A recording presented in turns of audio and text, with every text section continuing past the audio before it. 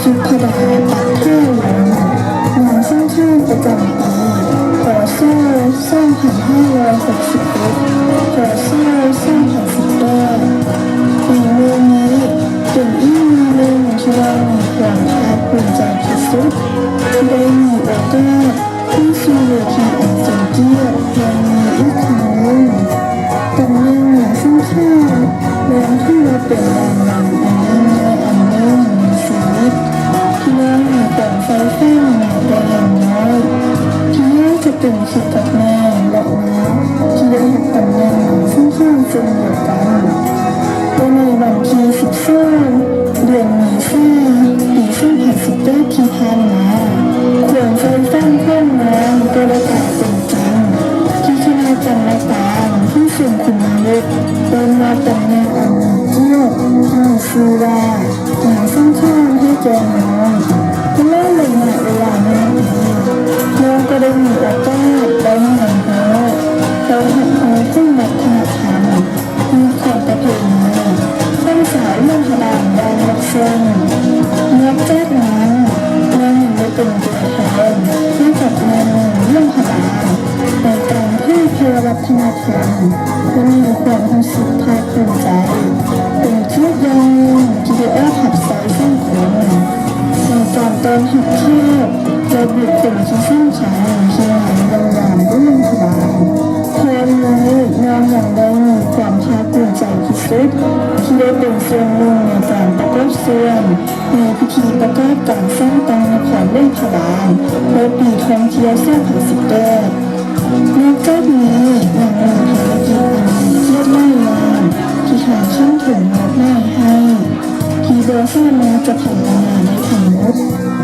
มาให้เรื่องนี้ก็ถูกบาท1 ปีพอดีที่เรื่องนี้เหตุแต่งงานเป็นงานที่เข้าแล้วน้องเข้าที่โอกาสขึ้นเวทีอันสูงเกียรติครั้งสุดท้ายนี้เพื่ออำลาตำแหน่งให้กับผู้นำคนต่อไป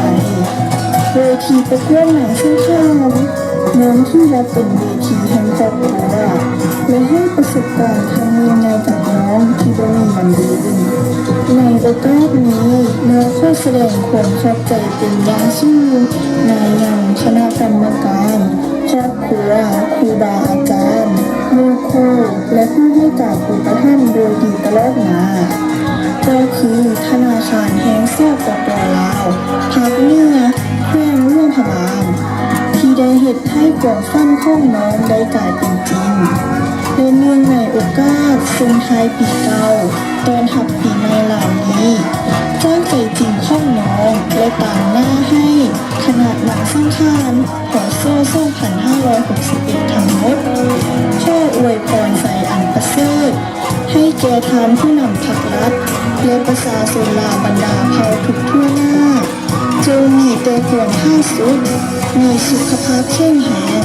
เข้มแข็งประสบผลสำเร็จในหน้าที่การงานอันสูงส่งของทางขอให้ทุกท่านจงหังมีข้าสุขตลอดไปสุดท้ายนี้ขอแสดงความยินดีกับนางสร้างชาติกลุ่มใหม่